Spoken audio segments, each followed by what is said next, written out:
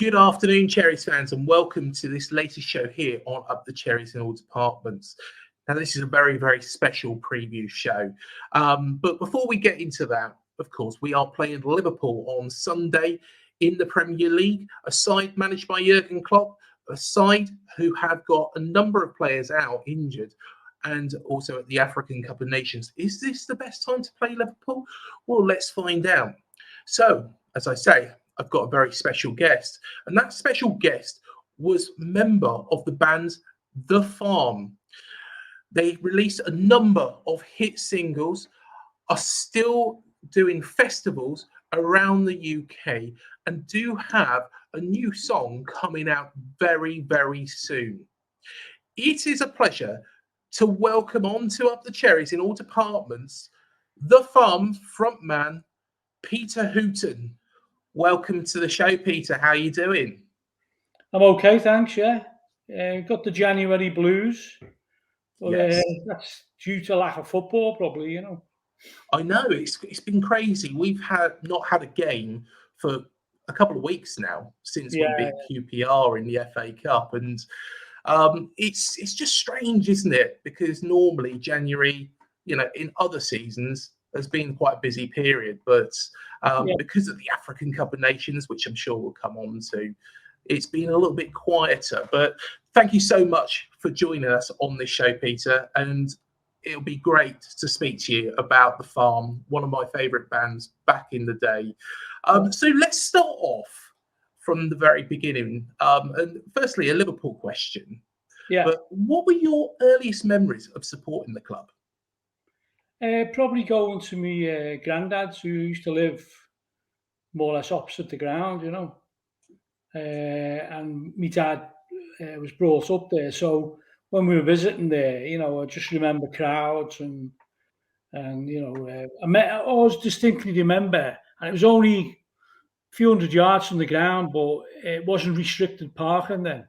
So my nan had put out like a set of ladders where my dad's parking space was for the match, And I remember that. And if anyone tried to park there, there was all hell let loose, But obviously all that area now is all restricted parking, Yes. Parking permits. But so that would be going back to the 60s, really, when I was growing up. And I always remember going down from me nan's house to the main road to meet me dad coming back from the match, and thousands of people passing me, and I must have only been about 4 or 5. You'd never let 4 or 5-year-old out nowadays, would you? No. Crowds like that, but that seems to happen in those days, But so they were my earliest memories, yeah. Excellent stuff.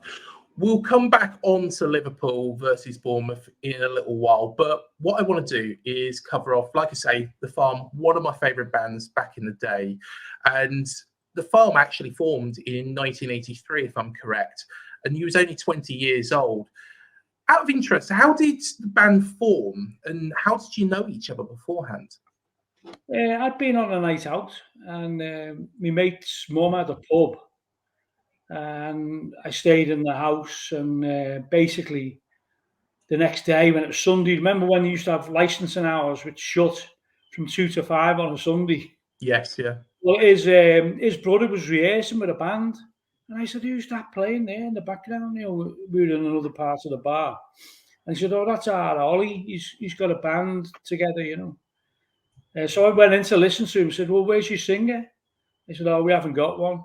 I said, "Well, I'll have a go." And that's how it was literally like that. There's no ambition to be in a band as such. I'd been in a band at school.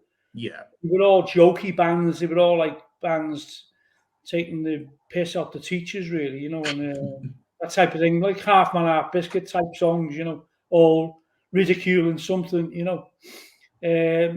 So then I said, I'll have a go, So I got up and sang a couple of songs, and a couple of the long-haired chaps in the room weren't too keen, but a few of the others, because I did the End magazine by then, you see.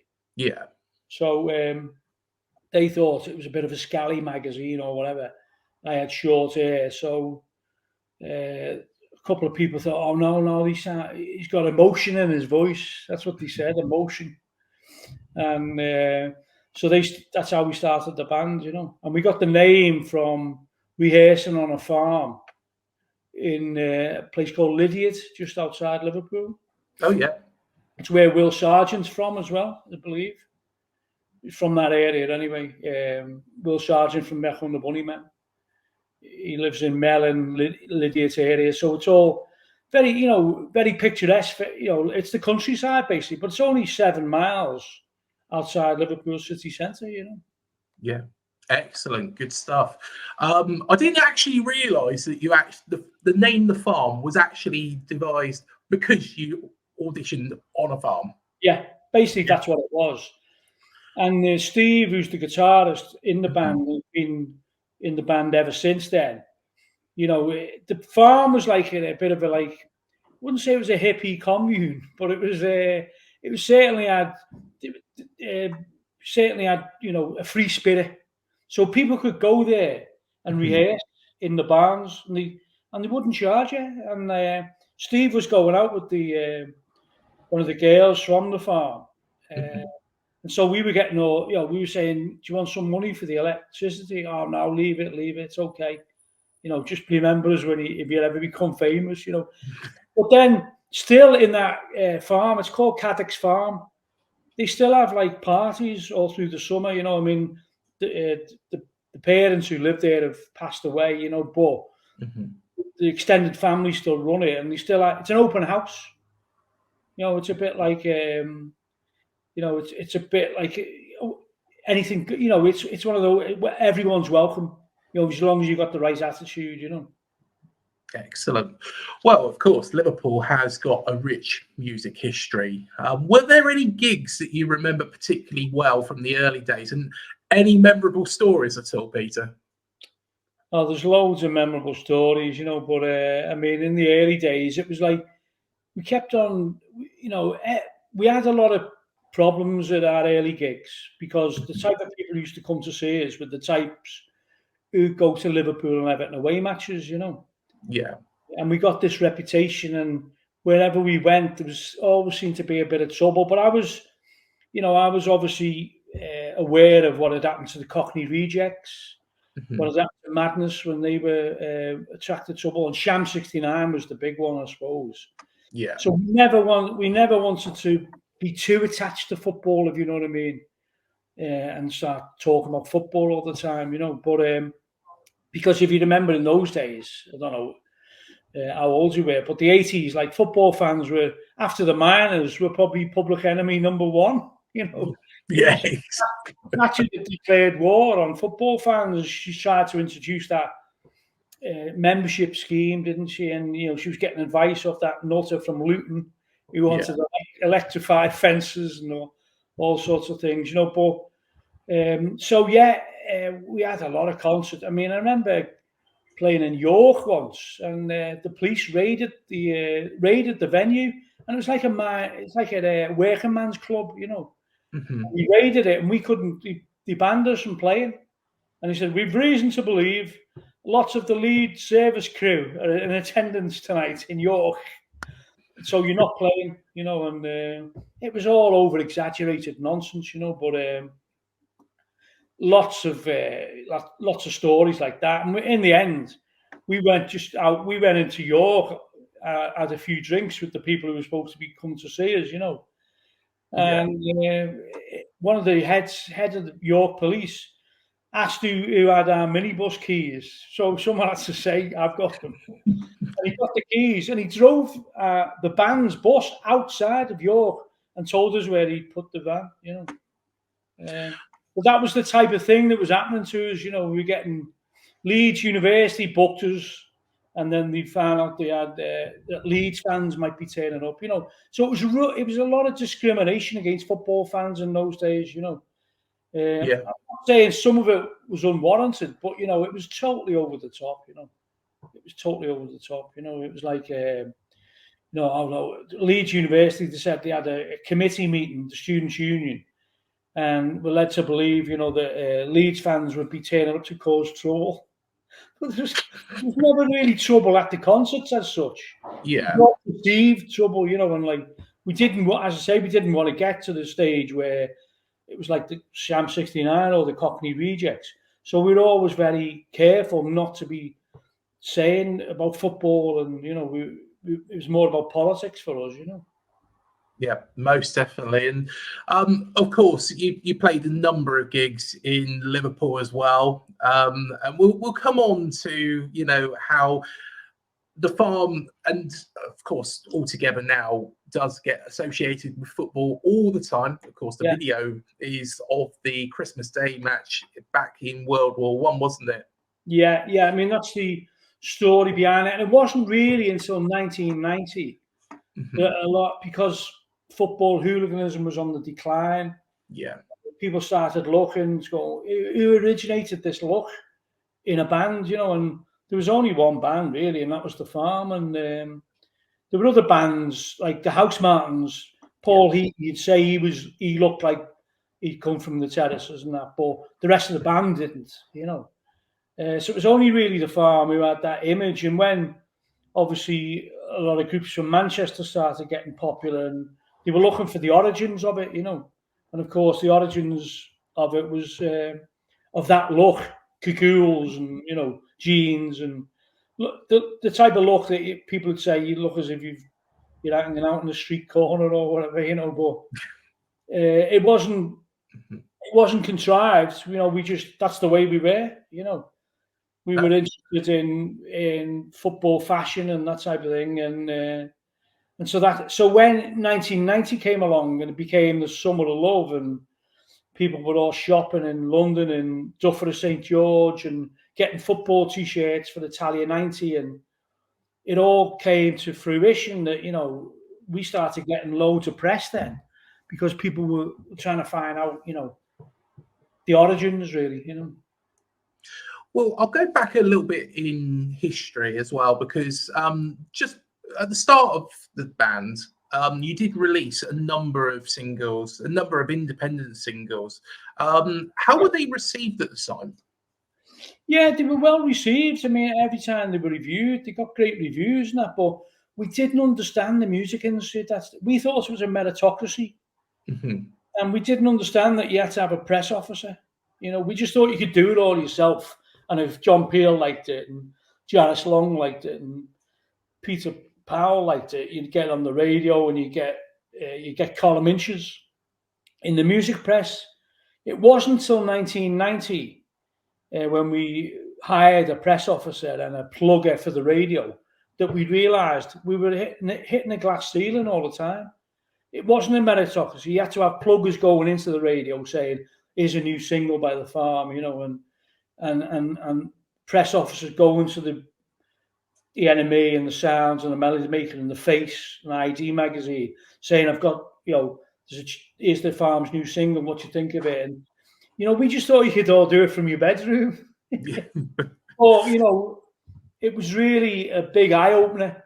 I mean, we had 4 pages in the Face in April 1990, and I don't think they'd heard the track.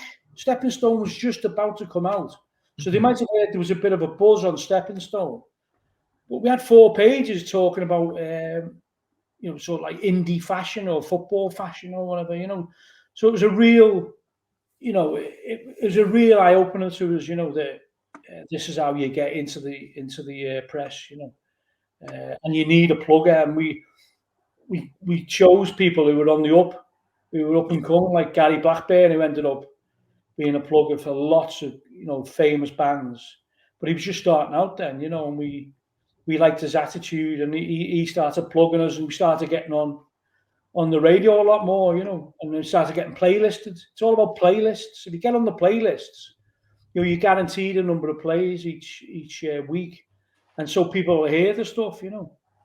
So the idea of meritocracy soon went out the window. You know, it was based upon, you know, we never had a record deal before. We've been on the, you know, been on the verge of having record deals in the past. Suggs had helped us out in '84. House Martins, we went on tour with them in '87, and they were going to start a label called the Fair Play Committee, based on based on getting that Fair Play Committee were an organisation in America trying to get black music onto radio stations. So their first signing was going to be The Farm, but then the Housemartins split up. Things used to always happen, you know.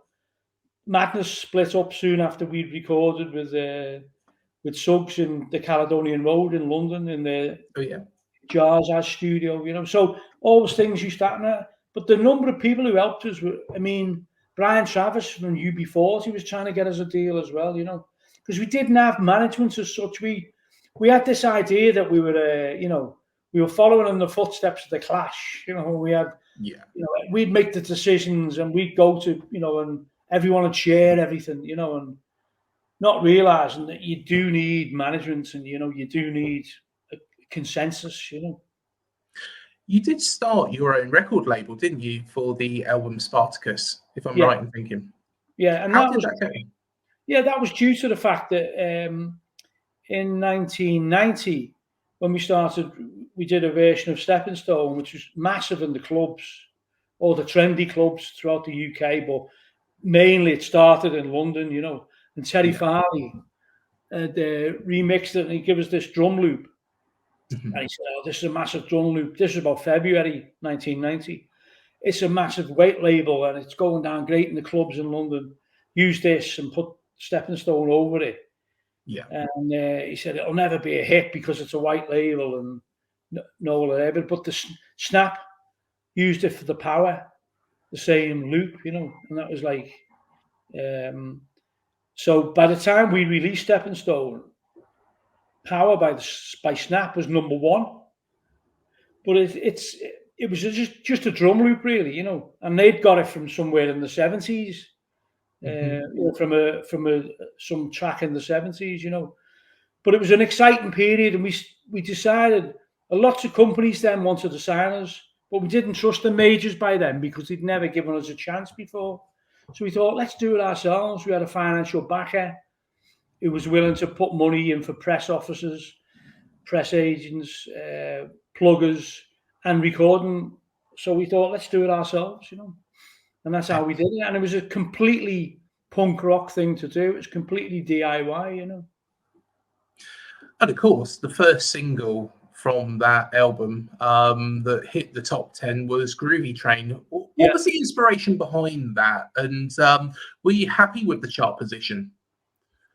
The inspiration for the song, I was in a club called The State in Liverpool, which was a brilliant club, probably one of the best clubs I've ever been in, or if not the best, you know. Yeah. And it'd been going from 1980. This was 1989. And this girl, I used to be a youth worker in Liverpool, and this girl who'd been heavily involved in politics when she was young, you know, 16, 17. I just said to her, "Are you still involved in, you know, political activity, you know, meaning demonstrations and all that?" And I said, "Yeah." And she said, "Fuck off, Peter. I'm on the Groovy Train." Get on the Groovy Train. So I just thought, what a brilliant line that is, you know, and that's how I used it. About, you know, but it was this girl who'd rejected politics for having a great time. Who can blame her as well? Are you still in contact? No, in Staten Island probably, but she probably doesn't even know the song was written after she said that to me. But you know, it was one of those periods where people were rejecting all what they'd learned, you know, in terms of music, politics, everything.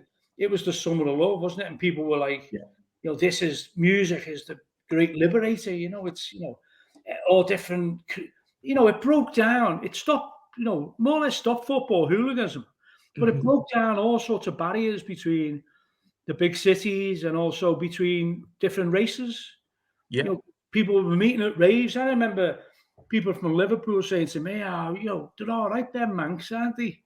Oh, yeah. I've always thought that. What makes you change it? Oh, I met them in the Blackburn rave, you know, and there was all these big raves in Blackburn, which is not far from both cities, you know, and all of a sudden everyone was deciding that they're all right, them man. You know, it was like you couldn't make it up, you know.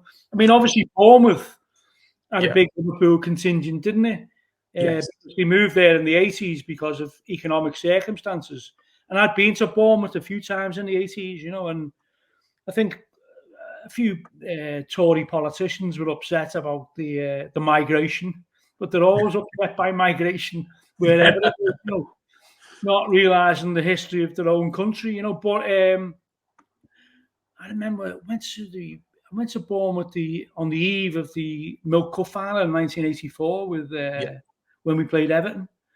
And there's, you know, obviously some people from Bournemouth probably, you know, thought, oh no, Scousers here or whatever. But other people from Bournemouth probably got on great with them, you know. I mean, and it's certainly when that 1990 came, 89, 90, it was probably some of the Scousers running the parties, wasn't it? You know, and I know people from back then who knew DJs from Liverpool who were like made up with the migration. I mean, I know one lad who's a drummer called Joey Muscat who moved down there and does some brilliant community work. Yeah. And he's raised a family in Bournemouth, you know, and I mean, because obviously people, you know, certain people can get a bad reputation that, but, you know, believe me, most of the people I know are great people, you know, from Liverpool, of course they are, you know. Yeah, most definitely. And I've got loads of friends in Liverpool, both Liverpool and Everton fans. And we'll come on to Everton and, of course, all together now in a bit. But you don't have to, surely. Well, there is one question that I don't think anybody's ever asked you, but I'll tell you what, let me cover off this question about All Together now, because it was a massive hit. It was a massive hit. Like we said earlier on, the video was of that football game during Christmas Day in World War One. There have been videos of, you know, which have had photographs, but the original video was a load of old people in a pub. I don't know if you remember that. Yes, yeah. But there have been videos of like sketches of people in no man's land, and also real photographs of people in no man's land, because the fraternisation was, you know, quite unique and quite one of the great things about, you know, I mean, a futile war, the First World War, no historian can really put the finger on why it started. And there's a great book by called Sleepwalkers about how Europe just sleptwalked into a major conflict, and no one had the, you know, the gumption or the, you know, the will to stop it. It just happens, you know, and no one can really, you know, put the finger on why it happened, you know. So, but this, the truce in no man's land, which is well documented. There's been loads of brilliant podcasts about it recently from primary sources. So letters from Germans and British troops and French as well, but the French didn't tend to get into it as much as the British and the Germans. But it's an amazing, you know, amazing event, you know, and I wanted to promote it. I wanted to promote that as something unique, and I wanted to be a cheerleader for it, you know. And of course, it was a massive hit as well, the song. Were you surprised at how big a hit it was? Yeah, in a way. I mean, we recorded it in October 1990, and Chaz Smash, who was in Madness, well, I think they split up by then, but he was an A&R person for Go Discs, you know, and he came in because Suggs was producing it as well, and he said, "Can I bring Andy MacDonald from Go Disc come in to hear this, you know?" And in the end, we said, yeah, because we weren't letting anyone hear it, you know. And he came in and listened to it and said, "That's a Christmas #1. He said, "But if you stay with your own independent label, it won't be, because you cannot compete with the majors." And we were distributed by Pinnacle Distribution. Yeah. So a lot of indie bands say they were indie, but they were distributed by a major. We were actually a purely indie band, you know, so we were distributed by Pinnacle, who couldn't keep up with the demand, basically. They couldn't keep up with it. But anyway, he offered us this, you know, enormous deal, an enormous advance. But at the time, we thought, well, Spartacus could get to #1 anyway. So whether All Together Now is #1, we weren't that really bothered, you know. So we just said, no, see you later, you know, next.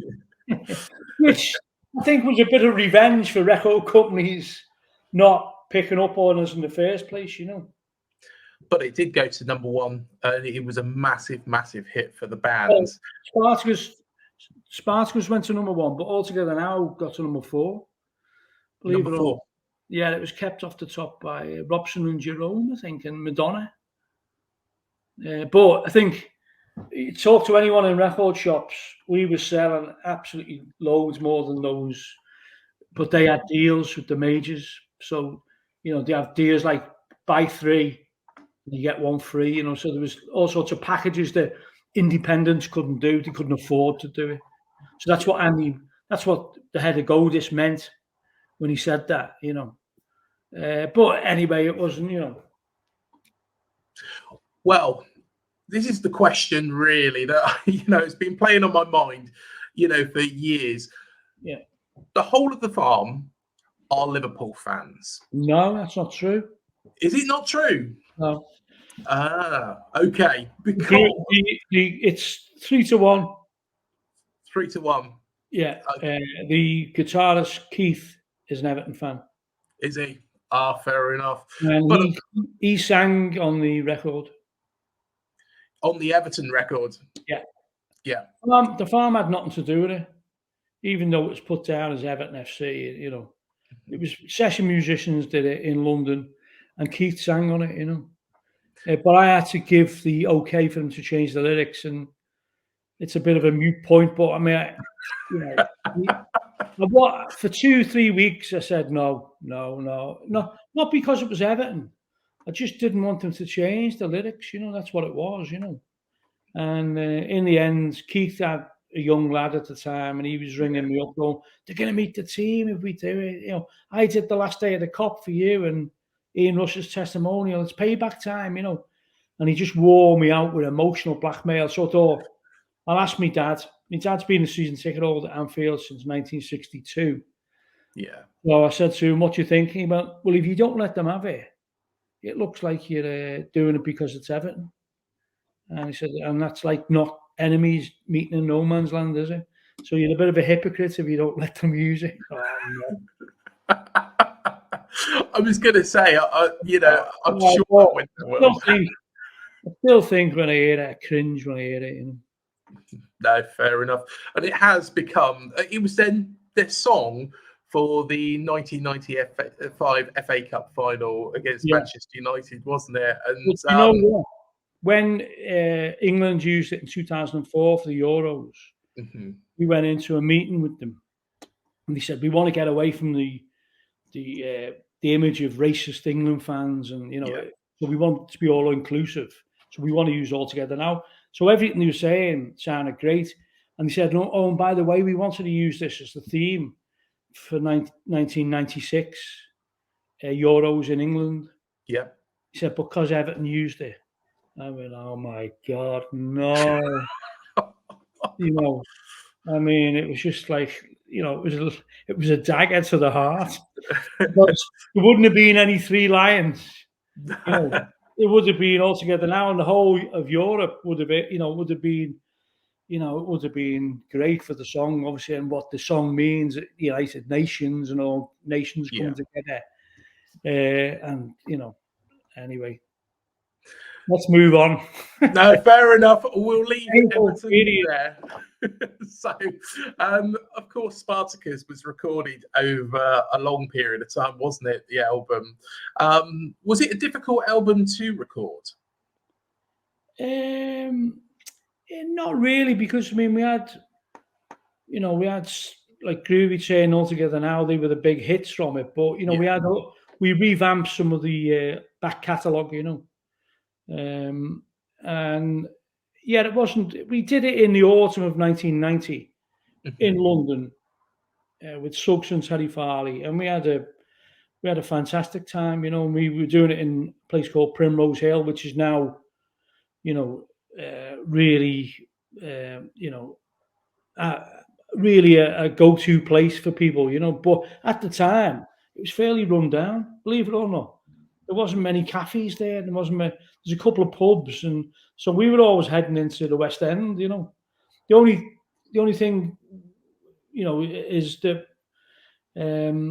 we loved that period. We loved it, but so hectic because we were doing interviews, tours, radio stations. You know, it was just very hard to comprehend. You know, it was like a tidal wave. You know, you know, it was like an avalanche, and we couldn't. You know, no one could have stopped it. You know, and it was all based on people buying and demand basically for it, you know, and get the next single out, get this next.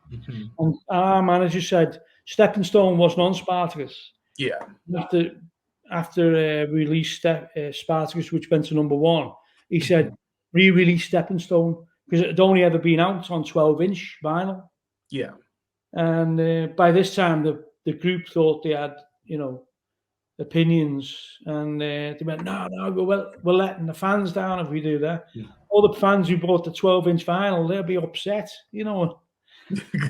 He was right. We should have released Stepping Stone in all formats, and it would have been a massive hit, I think, you know. At the time when we released it, April 1990, it had a midweek in the top 40, but we couldn't keep up with the demand.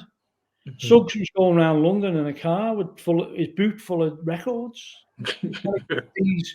These independent record shops and dance record shops keep them supplied. You know, it was incredible. Yeah, definitely. And I believe for the subsequent albums, you did sign to a record label, didn't you? Yeah, that was Sony International had seen what we'd done on our own. Yeah. They said to us, you know, we can sell 3 times as many as an indie, you know. And then they offered us, you know, staggering amounts of money. And at the time, communications had broken down between our manager and the record company, who was basically lads that had helped us out in the past, you know.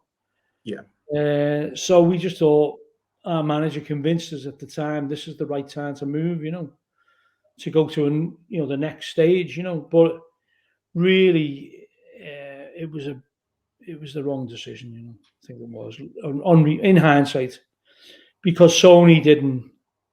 We were the blueprint. Creation Records. This is hardly ever mentioned, but the person who signed us for Sony International, we were the blueprint for other deals he did with Creation and other record labels. But then we had our press officer had to be the Sony press officer. Our pluggers it was all wrong, you know, and we lost a few friends over it, you know. And I think on reflection, we shouldn't have really done it, maybe, you know. But at the time, you just we were employing like the whole group and maybe roadies and various people. It must have been 20 people on the payroll. Yeah. Exactly what Suggs had told us not to do. We did it, you know. He said, don't get all your mates on the payroll, but we did. It was just, we were hemorrhaging money, but we needed big advances to pay for it all, you know. So I think on reflection, it was the wrong move, you know. Do you feel that Sony did kind of push you in a different direction to what you wanted to do as a band? Well, they wanted Don't You Want Me Out as a single, and we were saying, no, you can't release that. Yeah, but he said, this is the only single on the album, you know.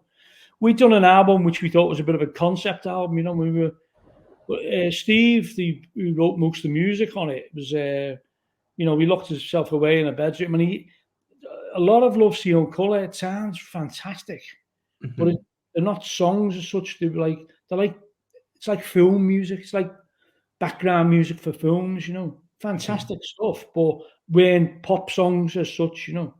And Steve will admit that. And then on Hullabaloo, which is the next album, that was only ever released in the States, and that's gone back to write basic song, you know, write pop songs, you know, a pop format, really, you know. Which is what we're doing now again. We've gone back to our roots, you know. Well, I was going to come on to that, because after Hullabaloo, you have done a lot of gigs. You've been around the gig circuit for the duration of the time since that album. Yeah, mainly festivals, but mainly since, you know, mainly in the last, say, 10 years, mainly festival, you know, that we've gone on the festival circuit, you know. The Happy Monday. What happened was the Happy Mondays were always trying to get us on tours with them, you know. Yeah. In 2005, they offered us a show, and in the past, Steve had always been reluctant to reform, you know. Mhm. But in 2004 he had bowel cancer, Mhm. and he said he was in a hospital bed, you know, with all tubes coming from him, you know, after his operation, thinking, why didn't we play more? Mhm. Playing was great, you know, it was fantastic. And I think he thought you know, that was 20 years ago. I think he thought that was game was up for him, you know. So when he came back and he got to better health, he said, let's do these concerts that we keep on getting asked to do, you know. Yeah, and you've got a tour going out this year, haven't you? Well, it's Plus, the festivals really. It's not a festivals. tour as such, you know. I Yeah. mean, a tour would kill us, you know.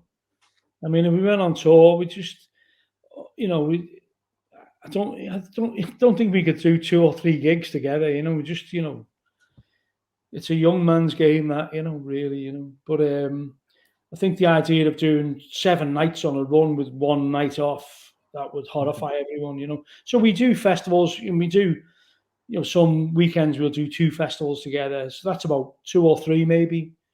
That's about, what we like to do, you know, really. Everyone's got their own careers. You see, Roy Bolt's a filmmaker, film Mhm. producer. Carl's a film director. Steve does dance tracks under an assumed name, you know. And Keith works at Lipper, Paul McCartney's Mhm. place in Liverpool, you know. So we all do different things, and it'd be hard to get us on tour, I think, you know. But you have got a new song coming out, which is "Let the Music Take Control." Yeah. Very, very shortly. What's that been like to bring everybody back together to record that track? And when is that being released?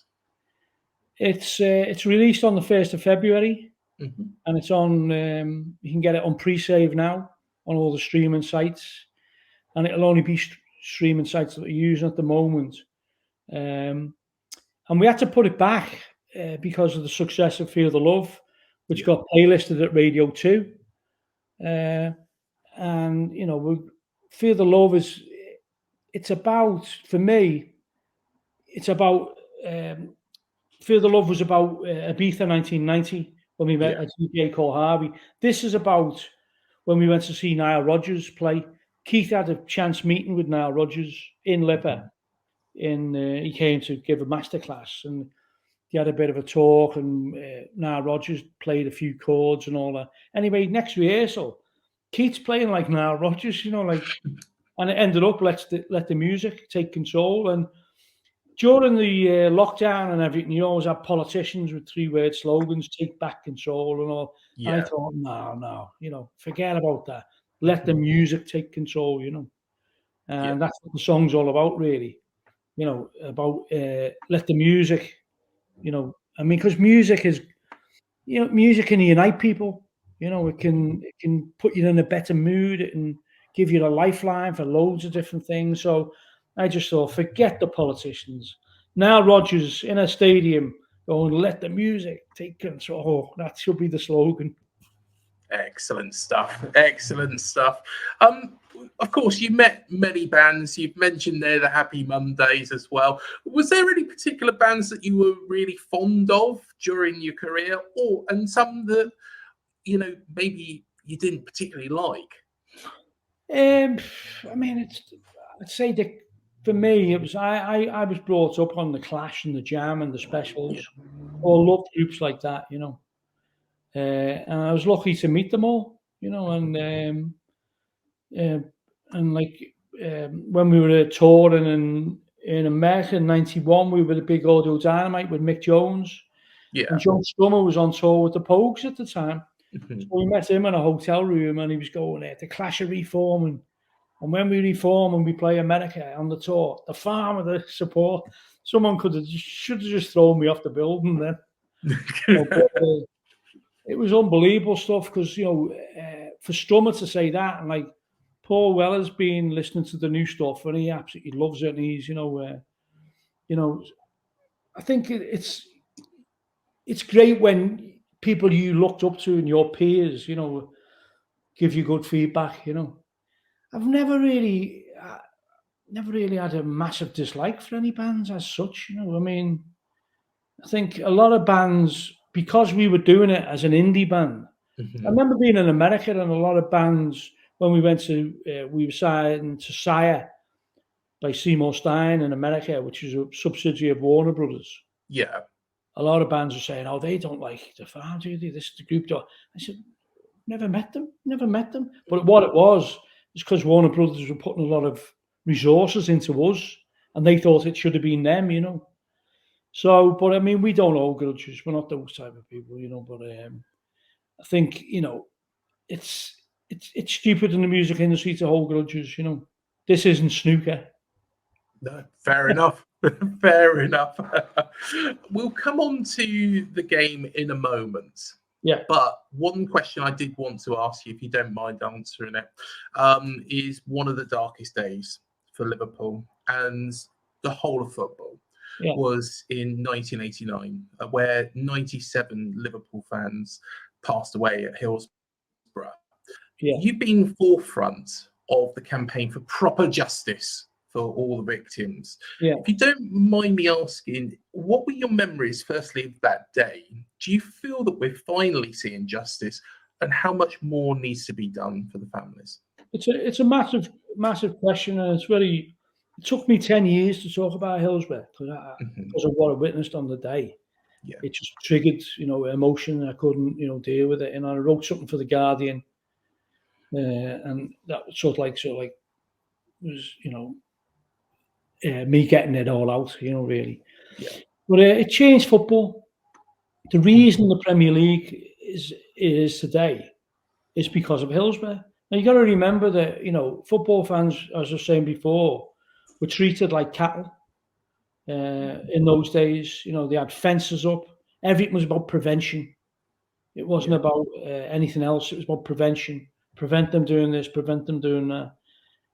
That day was particularly chaotic. Now, obviously, I've been to lots of football matches and I'm seeing large crowds outside football grounds. But for some reason, there seemed to be a lack of organisation that day. I mean, we'd had the same fixture the year before. Notts Forest versus Liverpool. We had the small end, the Leppings Lane. Forest had the Kop, the big end, you know. Yeah. And it happened again. And people going, "Oh, no, we've got the small end again," you know. And people realise Liverpool's got much bigger support than Forest, but we couldn't comprehend it. But it was down to police recommendations because of motorway traffic. But, you know, we all come across the Snake Pass in cars, me and my friends, and the first end you come to is the Kop. It's by, you know, so anyway, we got to the ground and I didn't want to go into the melee because I thought, I just don't like, I'm not comfortable in it, you know. But it got to about 10-3 maybe, so I thought I'd better try and get in, you know, and it was chaos. There was no queuing system, and you've seen that footage of the crowds outside. And how and why it broke down is another theory. Somebody had been taken off the job. Chief Superintendent Mole, being disciplined a few weeks before, and he'd been in charge of the game the year before. He was experienced. Duckenfield had been promoted over other people's heads, and he was top. He was bitten fast tracked by the top brass to be, you know, to be the main man in South Yorkshire, you know. So there's all sorts of theories, you know, about what happened. Well, I mean, my general, from what evidence I've gathered over the years, is that people who didn't like Duckenfield, which was most South Yorkshire police on the ground, just folded their arms and said, you know, he'll never do another match again. And you know, there's all sorts of reports about Duckenfield looking for what do we do now? What do we do now? And everyone was like sitting on their hands, you know, waiting for him, not expecting people to die, of course. One thing is, everybody knew that was a terrible end. Every football fan was uncomfortable in that end because it was too packed usually, even at the capacity that they said, which was the Green Book, the Green Guide, the capacity, you know, was wrong anyway. it was, what the capacity they had, it should have been less, and they had a slope in the tunnel to the terracing. That was because of Ibrox, because they thought the only time people will die when they're going out. So they had the slope going onto the terracing. So when people were going out, but obviously these all contributed to. So when he opened the gates, Duckenfield, nobody had shut the middle gate. So people just headed towards the tunnel, which was to a death trap, And I was in the stands that day. And when I got in, we were pleading with the police, you've got to open the gates, someone's going to die outside, because they just, as far as we were concerned, they just, they've just decided he'll never do another match again. I know that's, you'll never ever prove that. But Channel 4 did a program, a news report just after the inquest in 2016. Yeah. And it was Alex Thompson. And it's hard to find it, but you can get it. And he went to interview Mole's second in command, who'd been taken off duties as well. And he more or less said Brian Mole predicted what was going to happen and didn't want to be at the ground. And Alex Thompson said, what do you mean he predicted? Well, he said, well, this fella's, he's a prat. He doesn't listen to anyone, this Duckenfield. He doesn't know what's going on. And, and a lot of the staff felt the same. That tells you everything, doesn't it? Well, exactly. That tells you everything, that the Hamilton Road, it was, the local police station. They were all loyal to Brian Mole. They wanted him back. So they didn't want Duckenfield to have a success that day. They wanted him out, and never do a match again. You'd never ever prove that, because that's what I think in reality is what happened, Otherwise, it couldn't have been that chaotic, that someone opens a gate and lets 2,000 people go in and go into an already overpacked central pens when the side pens were empty, Now, I'm not saying that's deliberate, but what I'm saying is Duckenfield didn't know you should shut the middle tunnel and fill the sides up. Other police on the day did. Well, why didn't they tell him that? So I think, for me, justice was the inquests, because it proved in the longest inquest in British history that, who was to blame. South Yorkshire police were to blame. Duckenfield was primarily to blame, but other police were to blame as well. But not one policeman has spent one night in a cell over this. Well, just imagine if it was the other way around and 97 policemen had died. It'd still be in jail now, wouldn't he? People who caused it, It's just, it's very, very, very upsetting talking about it. But what we've got, it took the deaths of those people. And you see the Premier League now and how safe it is, and all sorts of stadium. And I mean, I agree with safe standing. It is safe standing, But unfortunately, it was because of that tragedy, And I can talk about it now. I still get upset sometimes when I see images, but I don't think, obviously, I think you'd have to talk to the families whether they think justice. I don't think many of them do. But as a supporter there on the day, my justice was get it in law that Liverpool fans were not to blame, But as I say, there's been, Duckenfield was retired on a full police pension, and he's probably still playing golf. It's, to be honest, I can't ever comprehend what it was like being there that day. Seen the pictures on TV, the lies that, of course, come out afterwards. I don't even want to mention, the particular paper on the show. This article I wrote was called Heroes, because on that day, Liverpool fans were unbelievable. Yeah. And I was in the stands, so I wasn't one of them. I did go onto the pitch and I asked the line of police, why can't you give first aid? And they said, we're waiting for instructions. They couldn't break ranks.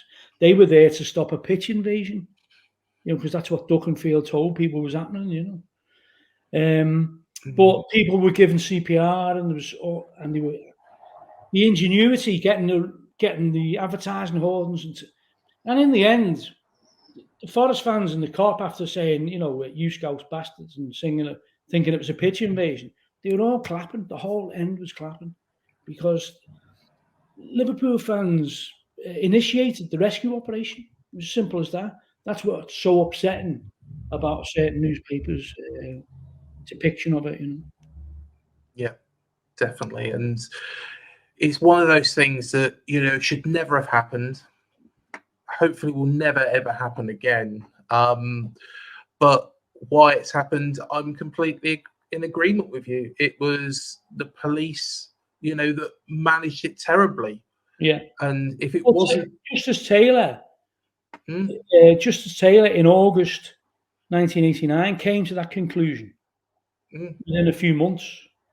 But, then the narrative from newspapers and various, politicians, kept on the lies going, and it was very difficult. But that's why I say the inquest was so important, because a jury had nearly, 18 months of evidence and everything. They picked out every person in the crowd, what time they came into the ground, where they were when they were crushed to death, and they picked out everyone. And it wasn't, all this stuff about ticketless fans. And on the day, there wasn't that much demand for tickets because it was exactly the same match as the year before. Yeah, I know some of the touts, and they were saying it's on the floor, like no one's in. They couldn't get the. So all this idea, and they actually pinpointed everyone in that end. And the capacity of the Leppins Lane was 10,100. And every count that they did on the turnstiles and also on photographic evidence, counting each head, was less than capacity. The problem was most of them were in the middle pens. Yeah. And like I say, I've been to Hillsborough.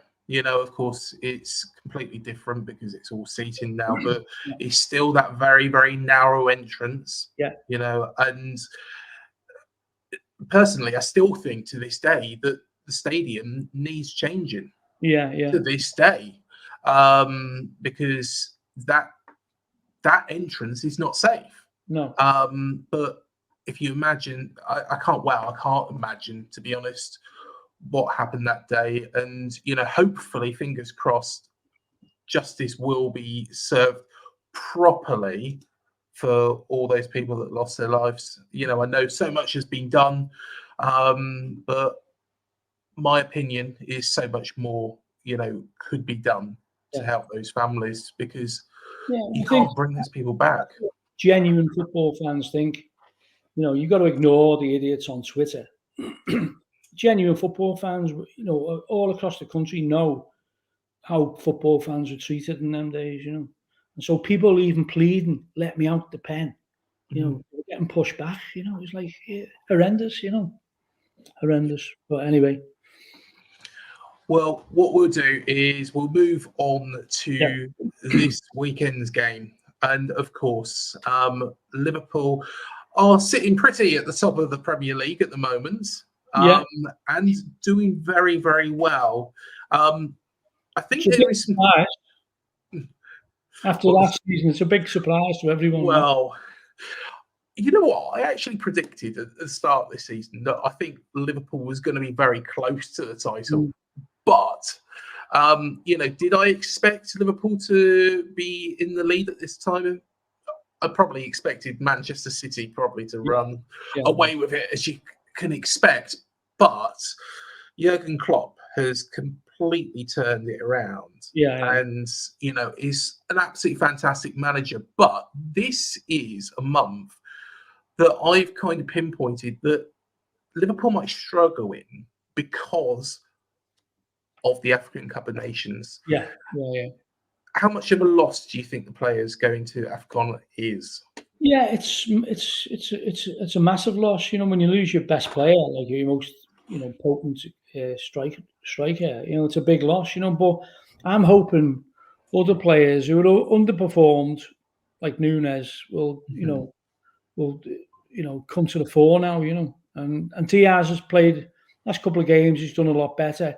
But I'm looking to Nunes as like someone who's great at creating stuff, but not putting the ball in the back of the net at the moment, because obviously as strikers, it's all about confidence, isn't it? And you see what Solanke's doing for you, Yeah. and what he couldn't score to save his life hardly at Anfield, But so it's situations and times and places, isn't it?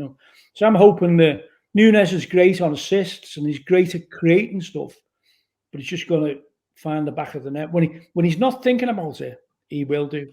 When he's got time to think, that's when he starts panicking a bit, So yeah, but losing Salah is a massive loss, because he was pretty handy against Bournemouth, wasn't he?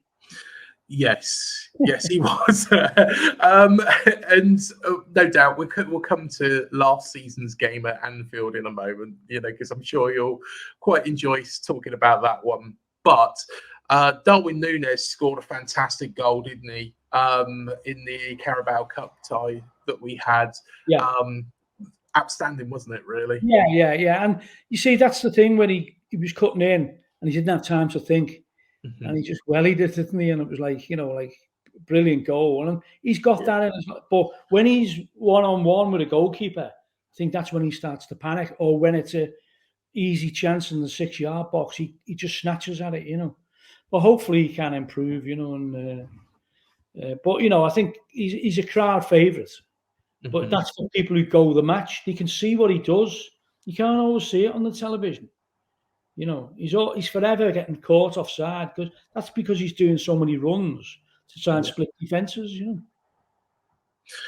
Well, of course, Liverpool did make some decent signings actually in the summer, but not many of them. Of course, Alexis McAllister come from Brighton. Of course, he got sent off in the subsequent match at Anfield this season. Szoboszlai, Endo, and Gravenberch. Yeah. What did you make of the business? When it happened, what did you make of the business at Anfield?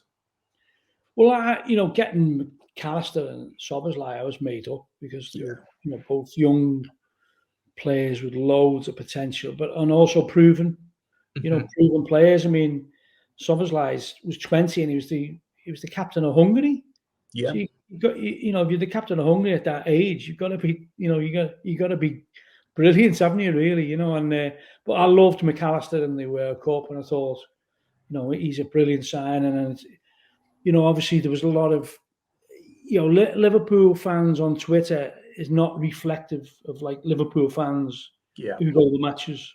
So everyone's calling FSG for everything, and why aren't we signing this? Why aren't we signing that? People don't really talk like that at the match. You go to the match, and people are quite happy. If Klopp's happy, we're happy. That's what people say. Now, obviously, we were in for Casado, and everyone. The people on the internet were saying, "Oh, that's a con. They never had the money. It's just because they knew he wanted to go to Chelsea."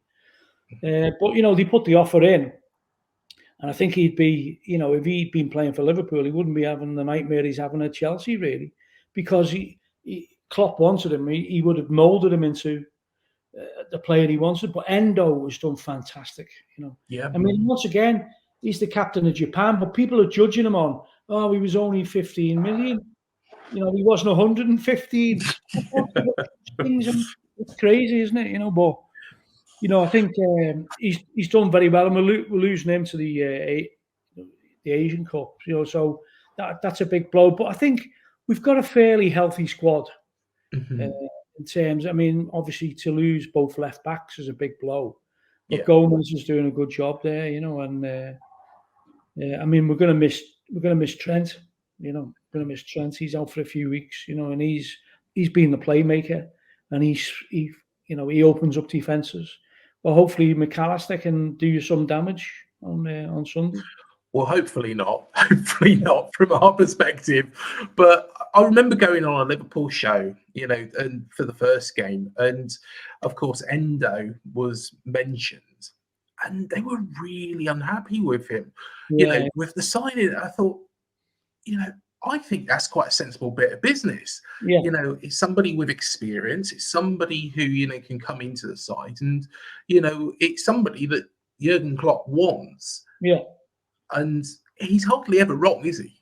Well, no, I mean, he's done great in the transfer market, and Endo, another one, he's captain of Japan. You can't be a bad player if you're captain of Japan, it's just, but people, as I say, people judge things on, no one else was in for him. Everyone was in for Caicedo, so we can't, we're going for second best, but I think people have been pleasantly surprised in the last few games. It took them a while to get up to the pace of the Premier League. Yeah. So he was blooded in the Europa and the League Cup and that. But now, if he was available, he'd be starting most Premier League games, I think. With the squad as it is at the moment, Peter, do you feel that the side have got enough to actually, without any additions, have got enough to actually either A, push Manchester City, because they're going to always come back into it. They're a very, very good side. They've spent millions and millions and millions and millions. Yeah. That's why they've got 115 charges against them. But do you feel that the side have got enough to compete for the title this season as it stands? We're ahead of schedule, definitely. Yeah. I mean, this was supposed to be the building year, wasn't it? Yeah. I think, obviously when you see De Bruyne coming on the other night and City might draw that game if he doesn't come on, Mm-hmm. It's going to be very, very difficult, and it'll mean some of the squad players have got to step up, especially when our star players are missing, like the likes of Salah. So it all depends. We've got a great defensive record, so hopefully that'll hold. And Van Dijk's back to to what he was a few years ago, before his injury. So with a defensive record like we've had in the first part of the season, we've got a chance. But we all know that City are this machine, aren't they? And I'd hate it to go to the last game again where, they need a draw and we need a win. It's happened so many times, and it's going to be very difficult, very difficult. But no one's won the league 4 times on the run, have they? No. And so I'm just fingers crossed that we can challenge, and it's up to teams to have a go at City, because it's been proven they are vulnerable, more so this season anyway. But team like Newcastle, they went ahead and then sat back instead of you can't like do that against City, because they're just going to wear you down, and they're just going to get that killer pass, and they're just that goal. No one saw that coming, the winner at Newcastle. There's a bit of magic from, obviously the pass wasn't really on, was it?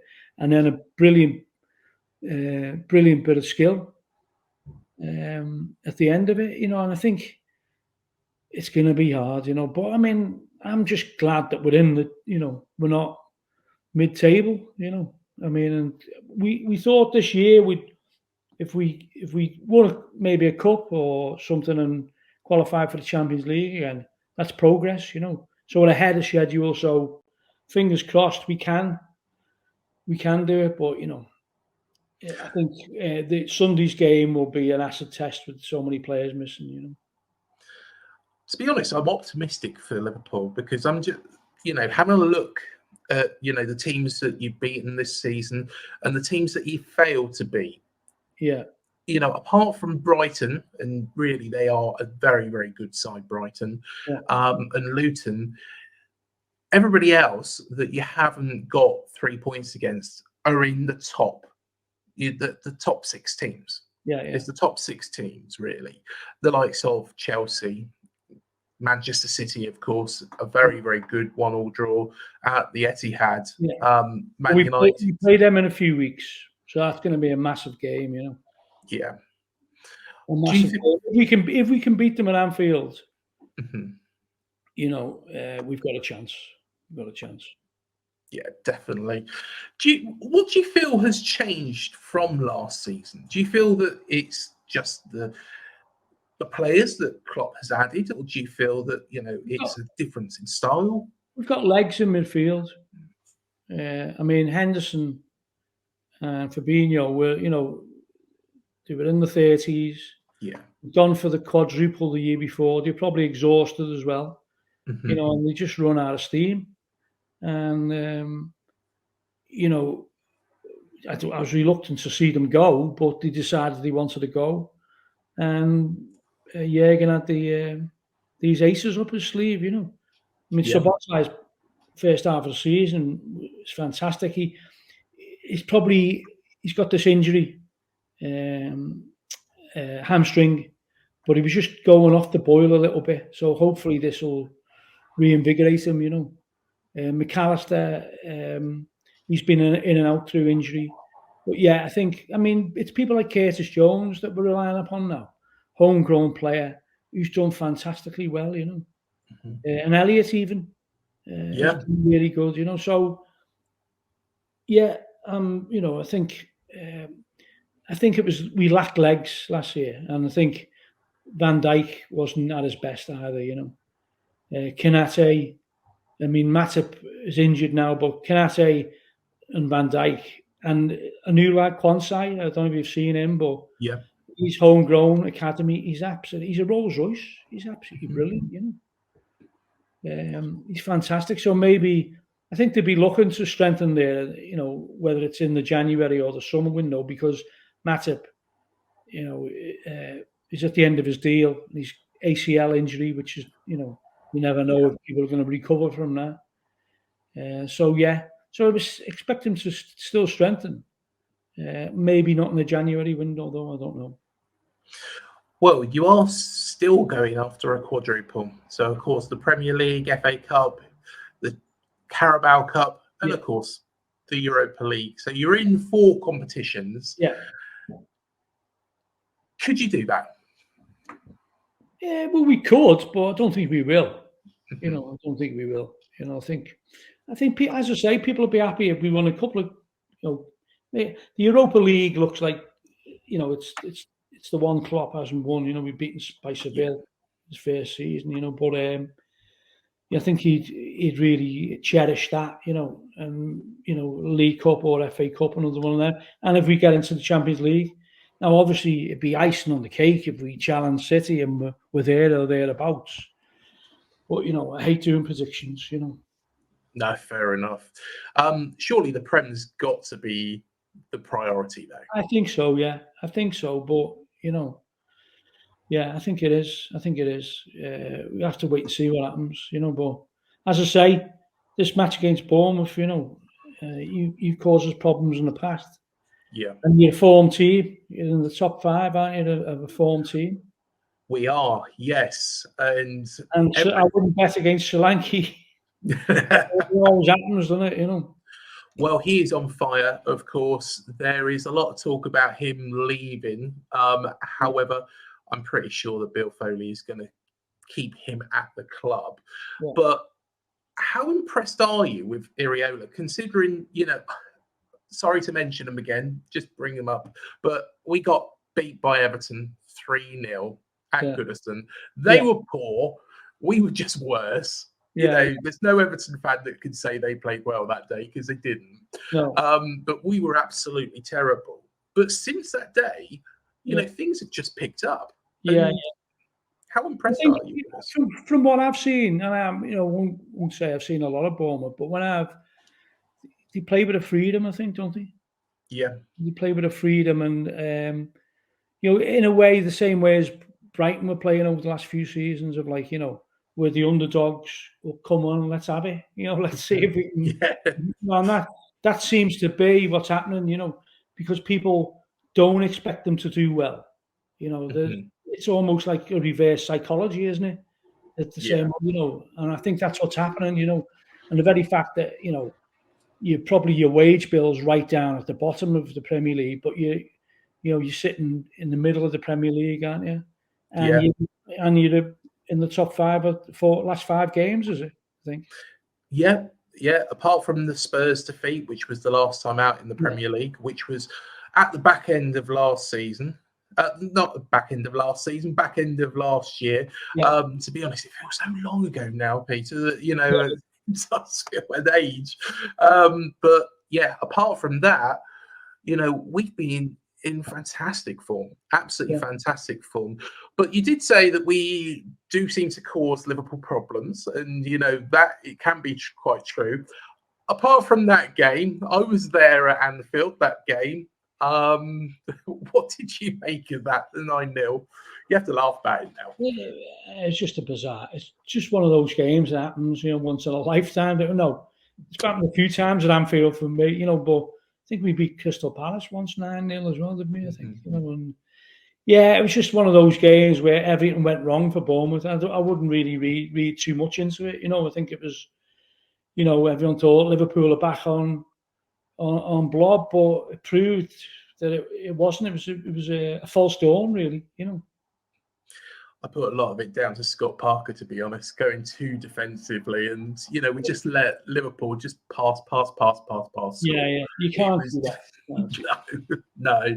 So I'm sure Iriola will be going with the more pressing style, a little bit more direct, which has got the results actually recently. I think at the start of the season and going back to that Everton game, we was passing way too much.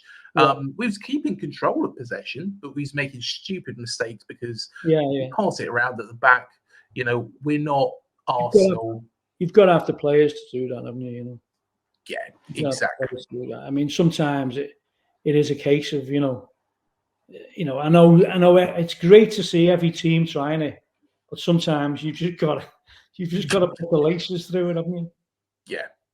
Sometimes it all depends on the situation, doesn't it? I mean, when Allison first came, he was flicking the ball over attackers' heads. Remember? Yeah. You remember that? And trying to do Cruyff turns in his own box. I think he's learned from that. Yeah, definitely. Well, I know you said you don't like to make predictions, but I ask every special guest that comes on this show to make a prediction about this game. Go on, Peter. What do you reckon? I'll go for 2-1 to Liverpool. 2-1 to Liverpool. Yeah, I mean that's the same as the League Cup, wasn't it? I think.